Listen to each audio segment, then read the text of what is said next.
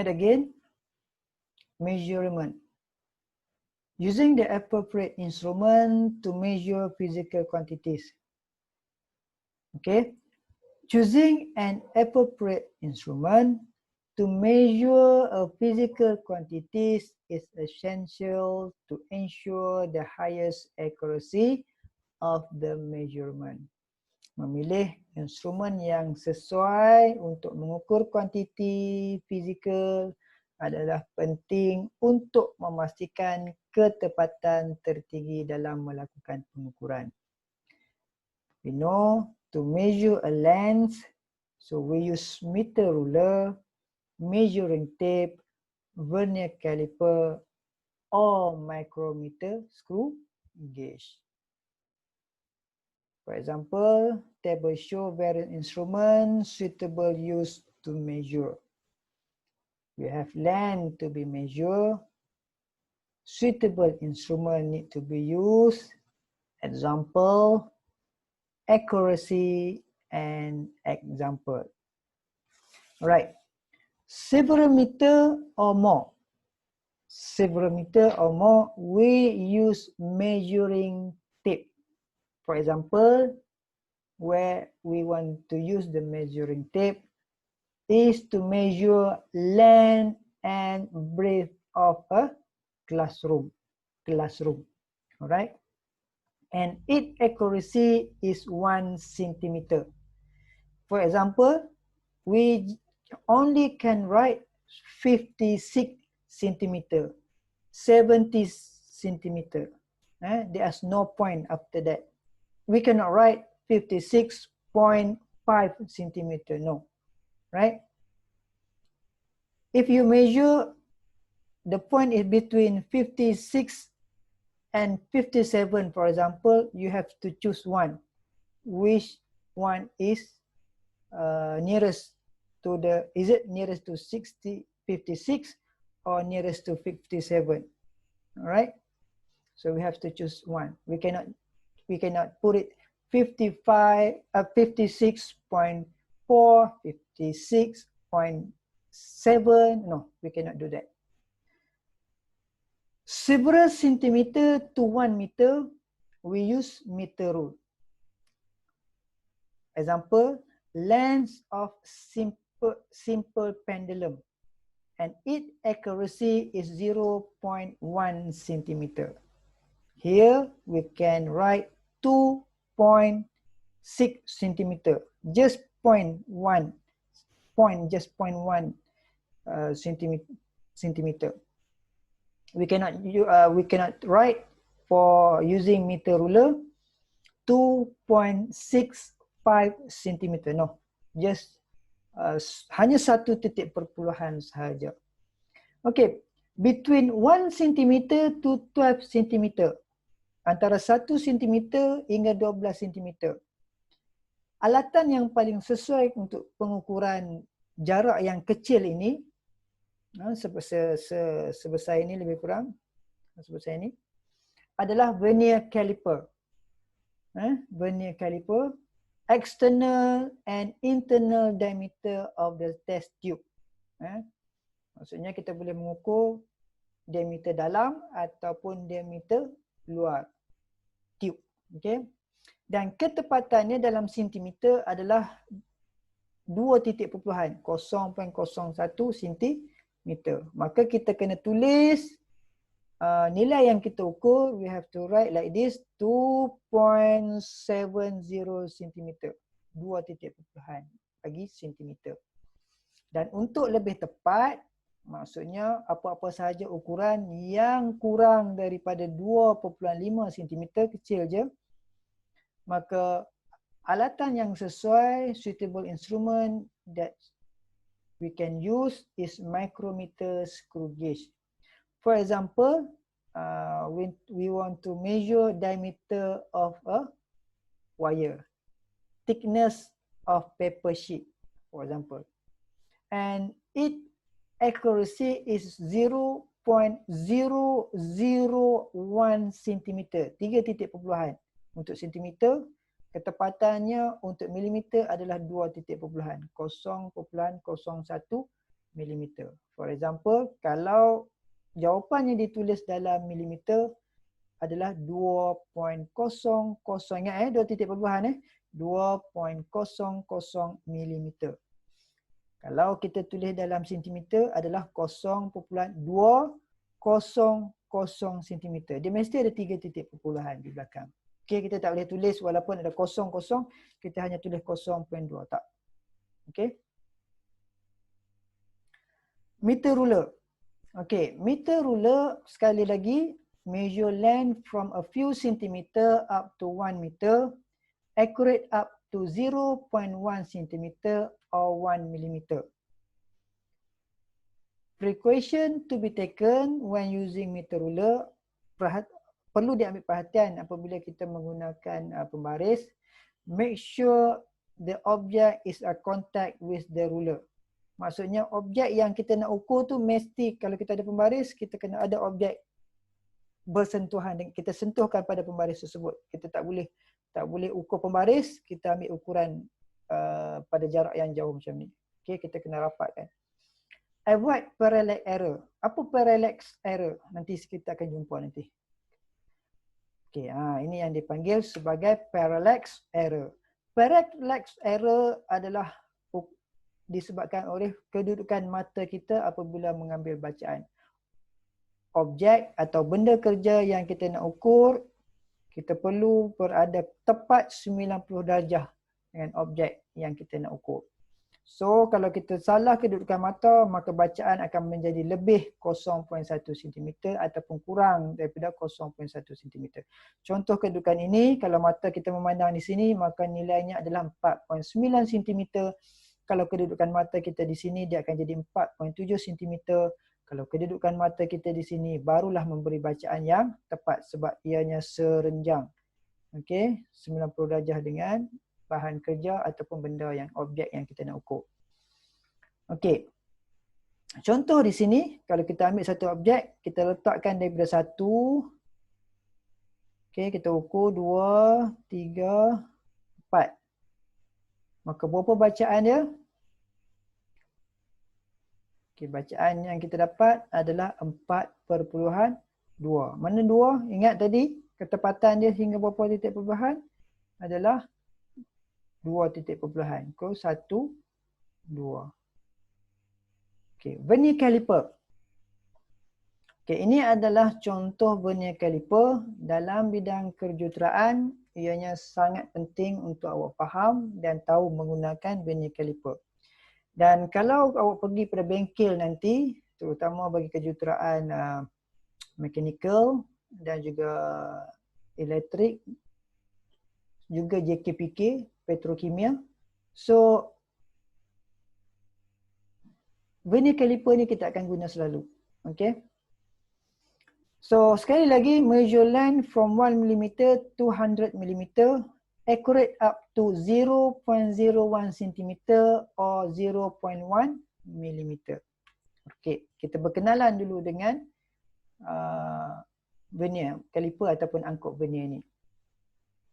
Yang pertama sekali, kita ada external jaws. Okay, yang ini kita akan buat pengukuran dalaman. Pengukuran luaran. Internal jaws, kita akan buat pengukuran dalaman. Maksudnya kita ada satu bekas bulat, kita akan ukur di dalam dia. Okay. Kemudian locking screw, maksudnya apabila kita mengambil ukuran satu benda kerja, katalah kita grip dia, kita grip, kita kapitkan dia, maka kita lock dulu, bukan sekali ketat sangatlah, kita lock dan kita tarik benda vernier caliper untuk diukur, maka kita baca, bukan baca masa ada bersama dengan benda kerja kita, tapi kita tarik dia keluar selepas kita lock dan kita ambil bacaan. Okay. So ini adalah locking screw. Kemudian kita ada imperial scale, ada vernier yang memberi imperial scale, tapi selalunya kita akan ada metric scale. Kemudian depth measuring blade, maksudnya ada blade di belakang ni, kita boleh mengukur kedalaman. Okey, kita boleh tolak dia sampai keluar, dia akan ada satu blade kat belakang tu. Kita boleh ukur dia punya pengukuran dalaman. Okey. Kita ambil bahagian metric scale ni, kita tak bincangkan imperial scale. So kita ada di atas ni adalah main scale. Kita ada 10 sengatan standard. Katalah daripada jarak sini ke sini adalah ukurannya 1 cm. Setiap sengatan ini adalah 1 milimeter. Kalau kita ukur ni 1 milimeter, 1 milimeter, 1 milimeter, 1 milimeter jarak dia. Dan hinggalah 10 milimeter ataupun bersamaan dengan 1 sentimeter. Dan sengatan di bawah ni dia ada 10. Kalau kita kira ni sengatan ni 1 2 3 4 5 6 7 8 9 10. Tetapi jarak dia ada 10 sengatan tapi jaraknya hanya 0.9 cm. Jarak. Tapi ada 10 sengatan. Tapi jaraknya adalah 0.9 cm. Ada sebabnya. Nanti kita akan belajar. Okay. Example 10. What the reading of the 2 vernier caliper? Berapa bacaan untuk vernier caliper A dan vernier caliper B? Okay. Macam mana kita nak baca dia? Yang pertama sekali, kita tengok the zero mark lies between 3.7 and 3.8. Kalau kita tengok di sini, kedudukan ini, nilainya berada di antara 3.7, nilai sifar nilai sifar pada apa istilah yang bawah ni? Vernier scale. Okey. Pada vernier scale, nilai sifarnya berada di antara 3.7 dan 3.8 pada main scale. Okey. Apa kita nak buat? Main scale, kita ambil yang sebelumnya, kita tak boleh ambil yang 3.8 sebab 3.8 sifarnya belum sampai lagi. Maka kita ambil yang paling sesuai adalah 3.7. Kita tak boleh ambil 3.8, kita ambil 3.7. Okay. Dan setelah itu, kedudukan baru kita tengok pada main scale, kita ambil 3.7. Baru kita tengok pada vernier scale. Pada vernier scale, mata kita kena terang sikit, kena jelas melihat dia punya garisan. Cari garisan main scale dan vernier scale yang bertemu. So ini tak bertemu, yang pertama tak bertemu, yang kedua tak bertemu, yang ketiga tak bertemu, yang keempat tak bertemu. Okey, yang kelima nampak bertemu sebaris, alright. Kita tengok yang ke-6 tak bertemu, ke-7, ke-8, ke-9, ke-10 tak bertemu. Jadi ketepatan adalah pada kedudukan nombor 5. Maka vernier scale adalah bersamaan 0.05 cm. Kenapa 2 titik perpuluhan? Sebab pengukuran untuk vernier scale adalah tepat sehingga 2 titik perpuluhan. Okey. So, apa jawapan dia? Ini formula dia. Reading of the vernier caliper equal to main scale. Apa main scale kita? Main scale yang atas 3.7. Okey. So, plus vernier scale. What is the value of our vernier scale? So, vernier scale is 0.05. Okay, so 3.7 cm plus 0.05 cm. Main scale, vernier scale. So kita dapat bacaan untuk vernier caliper. Okay, next. Apa bacaan dia? Yang pertama sekali kita tengok pada main scale. Okay, 7, 7.5, 7.6, 7.7, 7.8 dan 7.9. Kita tengok kedudukan sifar pada vernier scale. Sifarnya belum melepasi 7.9. 9. Dia tak melepasi. Dia berada selepas 7.8. Maka kita ambil main scale sebagai 7.8. Sekali lagi. Di sini 7.8, di sini 7.9. Sifar pada vernier scale tidak melepasi 7.9. Maka kita ambil bacaan sebelumnya iaitu 7.8 untuk main scale. Okey, vernier scale. Okey, sekali lagi seperti saya katakan, cari main scale dan vernier scale garisannya adalah bertemu. Okey, yang pertama tak bertemu, yang kedua, ketiga tak, keempat tak, kelima tak, enam tak, tujuh tak, lapan. Okey, 9. 9 kita nampak sebaris, segaris. Okey, antara vernier dan juga antara vernier scale dan juga main scale. So, nilainya adalah samaan 0.09. Sekali lagi, kenapa? Nilai kita adalah pada kedudukan 9. Nilai sengatan kita adalah pada bacaan 9. Tetapi kenapa 0.09 adalah ketepatan bagi vernier adalah 2 titik perpuluhan bagi ukuran dalam sentimeter.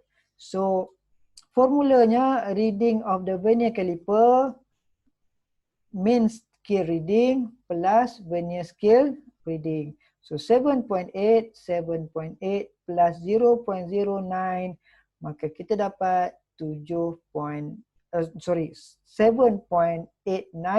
cm. Okay, hope you understand how to read vernier, or how to make a reading of vernier caliper. Alright, micrometer. Micrometer is used to measure lengths from 0.10 millimeter to 25.00 millimeter. By using micrometer, automatically we change or we measure it by millimeter. And then if the question needs us to change to centimeter, then we change to centimeter. Okay. First of all, let we see the whole picture of micrometer. First of all, yang pertama sekali adalah anvil. Okay, anvil adalah ini tapak untuk memegang ataupun menahan objek ataupun bahan yang kita nak ukur. Kemudian after that we have spindle. Spindle will move forward or backward when we twist or ataupun kita pusing thimble. Okay, then we have main scale. Main scale, this one is a main scale. And then we have sleeve. We have thimble scale, main scale, thimble scale. And then this one is called thimble. And then kita ada bebenang yang kita akan pusing di sini. Okay. Kemudian kita ada recheck stop. Recheck stop ni adalah alat ataupun bahagian yang mengawal agar kita tidak over twist ataupun terlalu kuat memutar timbal sehingga merosakkan bebenang dalam bagi micrometer. Okay. Okay, saya kongsi sikit berkaitan dengan recheck stop ni. Nanti apabila kita buat makmal, bila awak pusing timbal untuk ambil bacaan, spindle ni akan bergerak dan mengapit bahan yang kita nak ukur. Okey, bahan yang kita nak ukur tu dia akan kapit. Bila dah kapit hampir saja sampai, bila awak pusing tersentuh saja dah hampir terasa ketat ataupun hampir terasa, maka tangan kita daripada timbal kita tukar kepada recheck stop. Kita pegang pada recheck stop, kita pusing recheck stop. Dan bila kita pusing pada recheck stop, dia akan pusing dan mengetatkan spindle ataupun memegang dengan lebih ketat bahan yang nak diukur di antara anvil dan spindle, dan sampai satu peringkat dia akan bunyi tak tak tak tak tak tak tak tak tak tak tak. Maksudnya tak boleh lagi diketatkan. Itu had yang paling sesuai.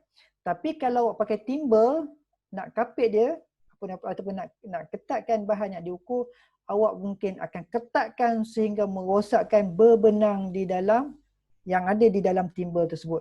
Nanti bila selalu kita pakai, apabila rakan-rakan awak yang lain akan pakai, maka terjadilah zero error positif ataupun zero error negatif. Maksudnya bacaan itu tidak kembali ke sifar dan menyebabkan berlakunya ralat dalam pembacaan. Okay, so menggunakan mikrometer sangat sensitif. Dia punya sifat dia, maka kita perlu menggunakannya dengan lebih berhati-hati. Okey. Ini saya dah terangkan kepada awak, tapi tak apa, saya ulang sekali lagi. Okay, anvil and spindle, its function is to grip the object to be measured. We check stop to limit the pressure. Again, we check stop saya dah ceritakan pada awak tadi. To limit the pressure exerted on the object to be measured by rotating it until a click, tak tak tak tak, sound is heard. Timbal to be rotated to tighten the anvil and spindle. Just to tighten, soft tighten. Okay. Main scale has two rows of marking on opposite side. We have upper scale and we have lower scale. The difference between one division on the upper scale and one division on the lower scale is 0.50 mm. Again, 2.50 mm. Okay. Sengatan di antara ini ke sini adalah satu skala ataupun satu nilai 1 mm. Jarak sini ke sini, sini ke sini adalah bernilai 0.50 mm. The timbal scale is subdivided into 50 equal division. One division is 0.01 mm. Okay. Kalau awak tengok dekat timbal ni nanti, kita akan ada 50 sengatan. 1, 2, 3, 4, 5 dan seterusnya. Ada 50 sengatan di sekeliling timbal. So setiap satu ini daripada satu sengatan ke satu sengatan ini nilainya adalah 0.01 mm. Okey, contoh. For example 11. The figure above shown the set of reading of a micrometer screw gauge. Determine the reading. Okay, ada bacaan untuk A dan bacaan untuk B. Okay. Yang pertama sekali, ingat dalam micrometer kita ada ukuran sentimeter dan juga milimeter. Saya ulang sekali lagi. Dalam mikrometer kita mengukur dalam ukuran milimeter. Kalau soalan minta dalam sentimeter, kita kena tukar kepada sentimeter. Selalu pelajar cuai yang ini. Okey, pertama sekali apabila kita mengambil bacaan, kita tengok kepada main scale. Okey, main scale kita adalah, ingat kita ada upper scale and lower scale. Alright.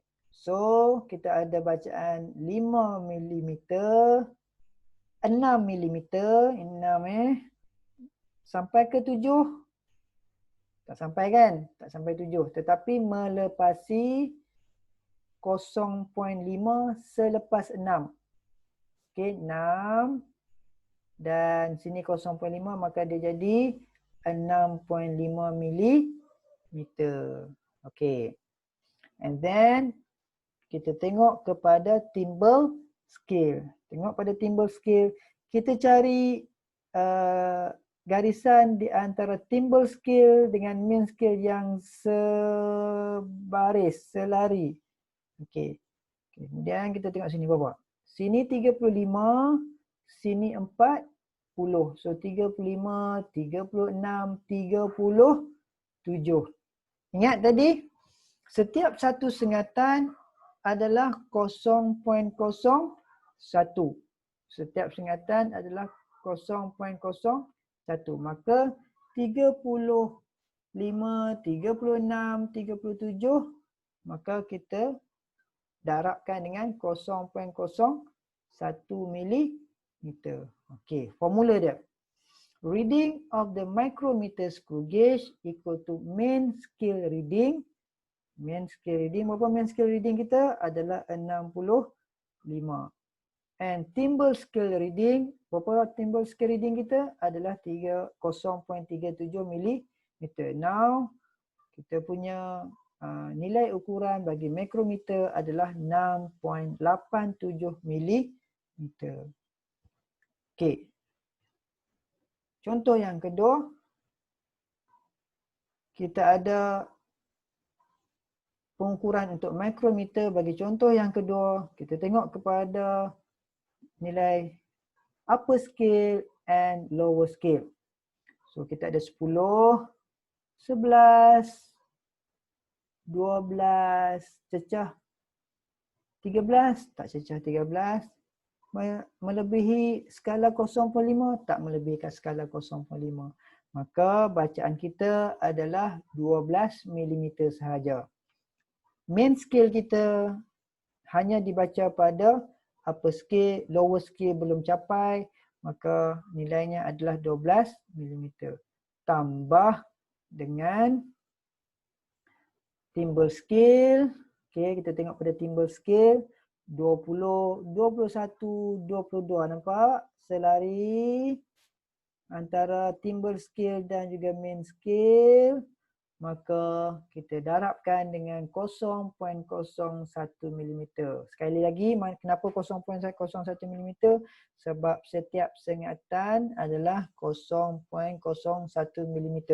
Maka 22 darabkan dengan 0.01 mm bersamaan dengan 0.22 mm.